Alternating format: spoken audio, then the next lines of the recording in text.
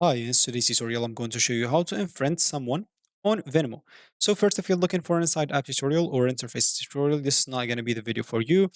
I cannot log in as Venmo because I'm outside the US at the moment. So if you just want to know how to unfriend it, very simple. So how to unfriend it? All you need to do, go to the Meet tab or go to your profile, which you'll find this under the Meet tab. Of course, as you can see, you'll find this at the bottom left here. Once you click on Meet tab, of course, even in home, you'll find the top people, but the top people, just the people that you simply make transaction with them. But if you didn't make transaction with them too much, you'll not find this here. So you'll have to click on the Me tab. Once you click on the Me tab, you will find friends there. So under friends, just click on it. You will find this under your profile picture. So if you want to add, of course, you can add it. But for us, we'll have to go to the friend list.